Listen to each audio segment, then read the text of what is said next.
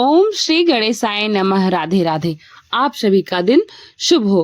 प्रिय श्रोताओं, आज बुधवार के दिन सुनिए बुधवार व्रत की संपूर्ण कथाएं। एक समय की बात है, श्री विष्णु भगवान का विवाह देवी लक्ष्मी जी के साथ सुनिश्चित हो गया। विवाह की तैयारियां होने लगी। सभी देवताओं को निमंत्रण भी भेजे गए, परंतु गणेश जी को अलग से निमंत्रण नहीं दिया गया। कारण जो भी रहा हो, अब भगवान विष्णु की बारात जाने का समय भी आ गया। सभी देवतागण अपनी अपनी पत्नियों के साथ विवाह समारोह में आ गए। उन सभी ने देखा कि गणेश जी कहीं दिखाई ही नहीं दे रहे हैं। तब वे लोग आपस में चर्चा करने लगे कि क्या गणेश जी को न्योता नहीं गया, उनको निमंत्रण नहीं दिया गया, या फिर स्वयं में नहीं आए, क्या फिर वो नाराज है, कोई बात है। सभी को इस बात पर आश्चर्य होने लगा। तभी सबने मिलकर विचार किया कि क्यों ना भगवान विष्णु से इसका कारण प्रश्न पूछ लिया जाए। विष्णु भगवान से पूछने पर उन्होंने कहा कि हमने गणेश जी के पिता भोलेनाथ महादेव जी को न्योता भेज दिया था। यदि गणेश जी अपने पिता के साथ आना चाहते तो आ जाते। अलग से न्योता देने की मुझे कोई आवश्यकता लगी नहीं। और दूसरी बात यह कि उनको 1.25 मन का मूंग, 1.25 मन का चावल, 1.25 मन घी, 1.25 मन लड्डू इत्यादि भोजन दिन भर में चाहिए। यदि गणेश जी नहीं आएंगे तो कोई बात नहीं, अच्छा ही है। दूसरे के घर जाकर इतना सारा खाना पीना अच्छी बात नहीं होती है, अच्छा भी नहीं लगता। इतनी वार्ता कर ही रहे थे कि किसी एक ने सुझाव दिया कि यदि गणेश जी भी आ जाएं तो उनको द्वारपाल बनाकर बिठा देंगे कि वे आपका घर का ध्यान रखेंगे। आप तो चूहे पर बैठकर धीरे धीरे चलोगे तो आप बारात से बहुत पीछे रह जाओगे, इसलिए आप बारात नहीं जाना। सबको यह सुझाव पसंद आ गया। तब विष्णु भगवान ने भी अपनी सहमति दे दी।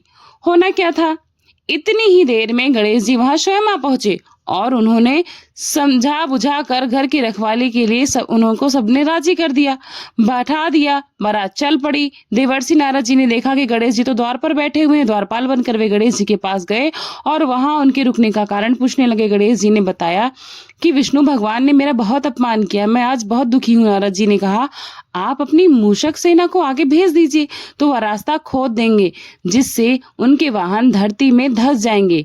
तब तो उनको आपको सम्मान पूर्वक बुलाना ही पड़ेगा। अब तो गणेश जी ने अपनी मूषक सेना जल्दी से आगे भेज दी और सेना ने जमीन पोली कर दी, यानी खोद डाली।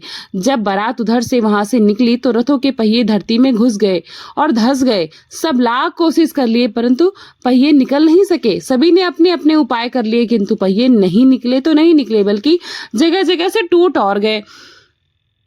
किसी के समझ में नहीं आ रहा था कि अब किया क्या जाए। तभी देवर्षि नारद जी वहां पहुंचे और कहने लगे, आप लोगों ने गणेश जी का अपमान करके अच्छा नहीं किया है। यदि उन्हें मना कर लाया जाएगा तो ही आपका कार्य सिद्ध होगा। अब यह संकट भी टल सकता है। तब भगवान शंकर ने अपने दूत नंदी को भेजा और वे गणेश जी को लिवाकर ले आए। फिर गणेश जी का आदर सम्मान के साथ पूजन किया गया। तब कहीं रथ के पहिए निकले। अब रथ के पहिए तो निकल गए परंतु वे टूट फूट गए। उन्हें सुधारे कौन, सही कौन करे। पास के ही खेत में एक खाती काम कर रहा था, उसे बुलाया गया। खाती अपना काम करने के पहले ओम श्री गणेशाय नमः कहकर गणेश जी की वंदना करके मन ही मन भगवान को पूछने लगा। देखते ही देखते उसने सारे पहियों को ठीक कर दिया और कहने लगा कि हे देवताओं, आपने सर्वप्रथम गणेश जी को नहीं मनाया होगा और ना ही उनकी पूजा अर्चना की होगी, इसीलिए तो आपके ऊपर यह संकट आया है। हम तो मूर्ख अज्ञानी हैं, फिर भी पहले गणेश जी को पूछते हैं, उनका ध्यान करते हैं। आप लोग तो देवतागण है ना, फिर भी आप गणेश जी को कैसे भूल गए। अब आप भगवान श्री गणेश जी की जय जयकार बोलकर ही जाएं तो आपके सारे काम अवश्य सिद्ध हो जाएंगे और संकट भी नहीं आएगा। ऐसा कहते हुए बारात वहां से चल दी और विष्णु भगवान ने देवी लक्ष्मी के साथ विवाह संपन्न कराकर सभी सकुशल घर को लौट आए। हे गणेश जी महाराज, आपने श्री विष्णु का जैसे कार्य सिद्ध किया वैसे ही कार्य सब कोई का सिद्ध करना। सभी प्रेम से बोलिए विघ्नहर्ता गणेश जी की जय। यहाँ पर गणेश जी स्वयं के न पूजे जाने पर क्रोधित नहीं थे, बल्कि भेदभाव से क्रोधित थे कि किसी को छोटा या बड़ा नहीं समझना चाहिए, सबको समान समझना चाहिए। इसलिए गणेश जी ने यह लीला रची। चलिए अब हम दूसरी कहानी सुनाते हैं। एक बार नवविवाहिता दंपत्ति था। एक दिन रविवार को वह अपनी पत्नी के साथ ले जाने के लिए अपने ससुराल गया। शादी के बाद यह पहली बार था ससुराल वालों ने उसका खूब स्वागत आओ भगत आदर सम्मान किया लिया उसके लिए तरह तरह के भोजन पकवान अच्छे बिस्तर की व्यवस्था कर दी। उसकी पत्नी ने सहेलियों से उसे हंसी मजाक किया उसका मनोरंजन किया उसके ऊपर बातचीत का आनंद लिया। अपनी पत्नी के छोटे भाई बहनों के द्वारा दी गई मेहमान नवाजी से बहुत खुश हुआ बहुत आनंद लेता हुआ बाहरी दुनिया को भूल ही गया। वह सोमवार और मंगलवार उसने अन्य कार्यों में बिताए। अब बुधवार का दिन आ गया। उसने अपने सास ससुर से कहा कि सासू माँ आज मुझे एक जरूरी काम, आप अपनी बेटी को मेरे साथ तुरंत ही विदा करिए। तब सासू मैंने कहा बेटा आज तो बुधवार है और बुधवार को कन्याओं को ससुराल भेजना शुभ नहीं माना जाता है। ससुराल में बेटियों को भेजना इस दिन अशुभ माना जाता है, इसीलिए आज मैं अपनी बेटी को नहीं भेज सकती। मुझे बुध की कोई परवाह नहीं है, मुझे कोई नुकसान नहीं पहुंचा सकता। बुधवार तो मेरे जैसे व्यापारियों के लिए बहुत शुभ होता है। दामाद ने कहा मुझे भी घर में एक बहुत जरूरी काम है। सासू माँ ने और ससुर ने बहुत समझाया दामाद को, लेकिन दामाद अपनी जिद पर ही अड़ा रहा। वह उसी दिन जाने की बात कहता रहा। ससुराल वालों ने उसका मिजाज भांप लिया कि ये नहीं मानने वाला है और अपनी बेटी को बड़ी मजबूरी के साथ बड़े दुख के साथ भेजने के लिए तैयार हो गए। तब उन्होंने दंपति के लिए एक रथ का इंतजाम किया। वे दोनों पति पत्नी उस रथ में बैठकर एक कस्बे के पास पहुंचे। तब रास्ते में एक लड़की को प्यास लगी जो उसके साथ में उसकी पत्नी थी। उसने अपने पति से कहा मुझे बहुत जोर की प्यास लगी, कृपया मेरे लिए थोड़ा सा पानी का इंतजाम कर दीजिए। पति मान गए और कस्बे की ओर चले गए पानी लेने के लिए। उनके पति से मिलता जुलता एक पुरुष और उसके लिए पानी लेकर आया। लड़की दोनों में फर्क नहीं कर पाई। उसने उसे अपना पति मानकर उसी का दिया हुआ पानी पिया और खूब सारी बातें की। इसी बीच में उसका असली पति जो कस्बे में गया था पानी के लेने के लिए लौट आया और अपनी पत्नी को किसी और के साथ बातें करते हुए हंसी मजाक करते हुए देखकर हैरान रह गया और क्रोधित बहुत हुआ। उसके इस व्यवहार से नाराज होने के बाद पत्नी भी अपने पति जैसा दिखने वाले दूसरे व्यक्ति को हाथ में पानी का घड़ा लिए देखकर हैरान रह गई। इतनी ही देर में वे दोनों एक जैसी शक्ल वाले पुरुष आपस में ही लड़ पड़े, झगड़ा करने लगे। उस महिला को अपनी अपनी पत्नी बताने लगे। संयोग से एक कोतवाल वहां पर उसी समय आया और वह सारा मामला जानना चाहता था। उसने महिला से पूछा तुम्हारा असली पति कौन है, तुम ही बता दो। महिला ने कहा मैं तो खुद दुविधा में हूं, यह दोनों तो एक दूसरे की तरह ही दिखते हैं।